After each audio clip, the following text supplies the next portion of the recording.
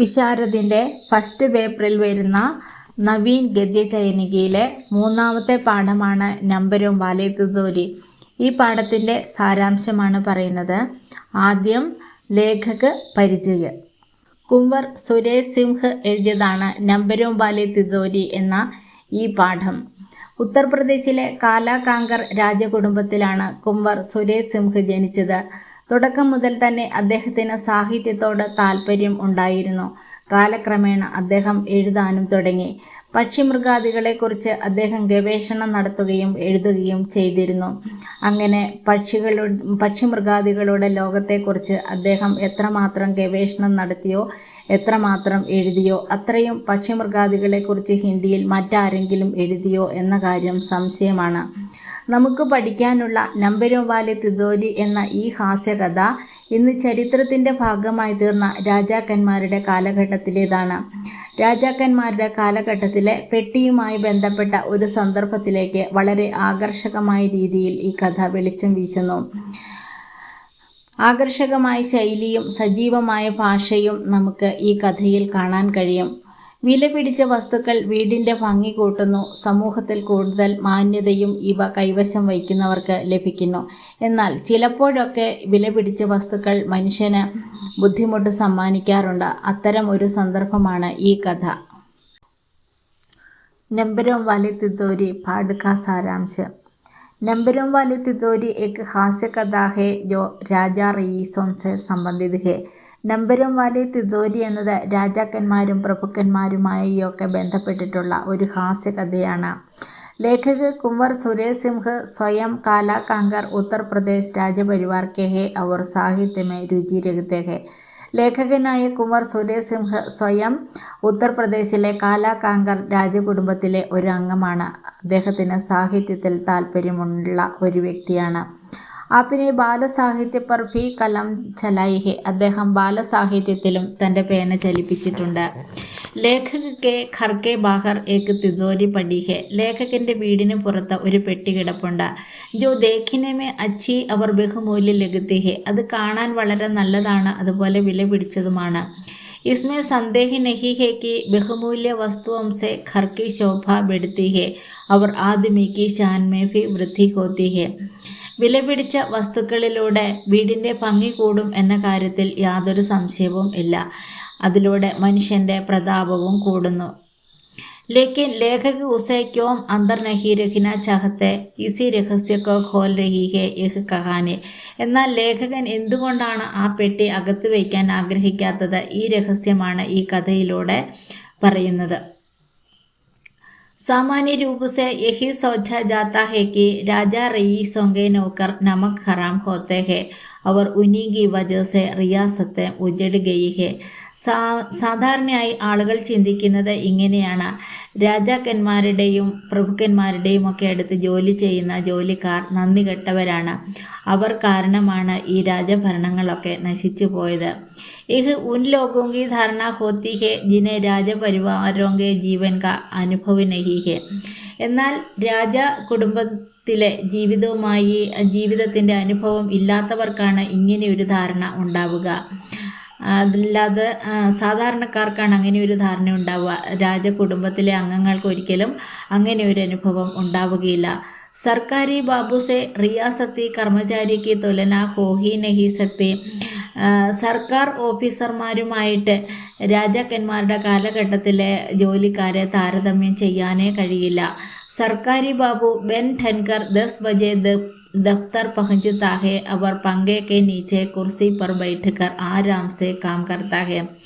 സർക്കാരി ബാബു അല്ലെങ്കിൽ ഗവൺമെൻറ് ഓഫീസർമാർ 10 മണിയാകുമ്പോൾ ഉടുത്തൊരുങ്ങി ഓഫീസിൽ എത്തിച്ചേരുന്നു. ബെൻ ഠൻകർ എന്ന് പറഞ്ഞാൽ ഉടുത്തൊരുങ്ങി മേക്കപ്പൊക്കെ ചെയ്ത് കൃത്യം 10 മണിക്ക് ഓഫീസിലെത്തുന്നു. പങ്കയ്ക്ക് നീച്ചെ കുർസി പർ ബൈഠകർ ആരാം സെ കാം കർത്താ ഹെ. പങ്ക എന്ന് പറഞ്ഞാൽ ഫാനിൻ്റെ താഴെ കസേരയിലിരുന്ന് വളരെ സമാധാനപരമായി ജോലി ചെയ്യുന്നു. शाम को 5 बजे के बाद उसे पूछने वाला कोई नहीं होता. വൈകുന്നേരം 5 മണി കഴിഞ്ഞാൽ അദ്ദേഹം എവിടെയെന്ന് ചോദിക്കാൻ ആരുമില്ല. വഹ് കഹീം ഭി ജാക്കർ മൗജ് കർ സക്താ ഹെ. അദ്ദേഹത്തിന് എവിടെ വേണമെങ്കിലും പോയി അദ്ദേഹത്തിൻ്റെ സമയം ആസ്വദിക്കാം. ലേക്കിൻ രാജാ റയീസോങ്കെ യഹാ 24 ഘണ്ടെ കി നൗകരി ഹോത്തി ഹെ. എന്നാൽ രാജാക്കന്മാരുടെയും പ്രഭുക്കന്മാരുടെയും ഒക്കെ അടുത്ത് 24 മണിക്കൂറും ജോലി ചെയ്യണം. കിസി ഭി സമയം ബുലാവ ആ സക്താ ഹെ. ഏതു സമയം വേണമെങ്കിലും വിളി വരാം. ഫോറിൻ ഹാജർ ഹോന പഡ്താ ഹെ. വിളിച്ചാൽ അപ്പോൾ തന്നെ ഹാജരാകേണ്ടി വരുന്നു. യഹി നഹി വഹാം ഉസ് സമയം ജിസ് വിഷയ മേ ചർച്ച ചൽ രഹി ഹോത്തി ഹെ ഉസ്മേ ഭാഗ് ലേന പഡ്താ ഹെ. ഇത്ര മാത്രമല്ല, അവിടെ എത്തി ആ സമയത്ത് അവിടെ ഏത് ചർച്ചയാണോ നടന്നുകൊണ്ടിരിക്കുന്നത് അതിൽ പങ്കെടുക്കേണ്ടതായും വരുന്നു. വഹാം കോയി ഭി അപ്പനാ വിചാർ നഹി രഖ് സക്ത. അങ്ങനെ ചർച്ചയിൽ പങ്കെടുക്കുമ്പോൾ ഒരാൾക്ക് അല്ലെങ്കിൽ ആ ജോലി ചെയ്യുന്ന ആൾക്ക് അയാളുടെ സ്വന്തം വിചാരങ്ങൾ മുന്നോട്ടേക്ക് വയ്ക്കാൻ അല്ലെങ്കിൽ പറയാൻ കഴിയുകയില്ല. രാജാ സാഹബ് കാ മുഖ് ദേഖ് കർ ഉൻകി മംശ കെ അനുകൂൽ ബോൽന പഡ്താ ഹെ. രാജാവിൻ്റെ മുഖം നോക്കി അദ്ദേഹത്തിൻ്റെ മനസ്സിൽ എന്താണോ ഉള്ളത് അതിനനുസരിച്ച് സംസാരിക്കേണ്ടതായിട്ട് വരുന്നു.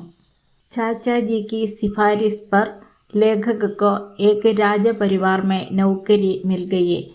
ചാച്ചാജിയുടെ ശുപാർശയനുസരിച്ച് ലേഖകന് ഒരു രാജകുടുംബത്തിൽ ജോലി ലഭിച്ചു. കുച്ച് ഹി ദിനോ മേ വേ രാജാ സാഹബ് കെ പ്രിയ ബൻ ഗയെ. കുറച്ച് ദിവസങ്ങൾക്കുള്ളിൽ തന്നെ അദ്ദേഹം രാജാവിന് പ്രിയപ്പെട്ടവനായി മാറി. രാജാ കെ കമരെ കെ ബാഹർ ഏക് ഖൂബ്സൂരത്ത് തിജോരി ബേക്കാർ പടി ഹുയി ഥി. രാജാവിൻ്റെ മുറിക്ക് പുറത്ത് മനോഹരമായ ഒരു പെട്ടി വെറുതെ കിടന്നിരുന്നു. ബേക്കാർ എന്ന് പറഞ്ഞാൽ വെറുതെ, ഖൂബ്സൂരത്ത് മനോഹരമായ. വഹി നമ്പരും വാലെ തിജോരി ഥി. അതായത് നമ്പർ ലോക്കുള്ള പെട്ടിയായിരുന്നു അത്. ദർ അസൽ ഉസ്കാ നമ്പർ കിസി കോ മാലൂം ന ഹോനെ കെ കാരൺ ഉസെ ബാഹർ രഖാ ഗയാ ഥാ. ശരിക്കും ആ നമ്പർ, അത് തുറക്കാനുള്ള നമ്പർ ആർക്കും അറിയില്ലായിരുന്നു. അതുകൊണ്ട് ആ പെട്ടി പുറത്ത് വെച്ചതായിരുന്നു. അതായത് ഇപ്പോഴുള്ള രാജാവിൻ്റെ പിതാവിനായിരുന്നു അതിൻ്റെ നമ്പർ അറിയാമായിരുന്നത്.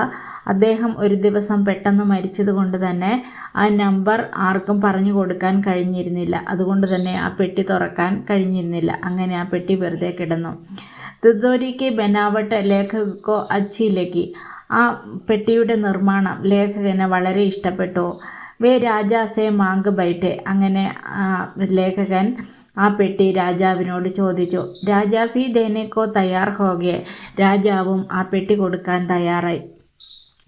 രാജ അഭി നാബാലിക് थे, इसलिए अदालत ने कोर्ट ऑफ फाइस के तहत पर एक മാനേജർ को നിയുക്ത് किया था.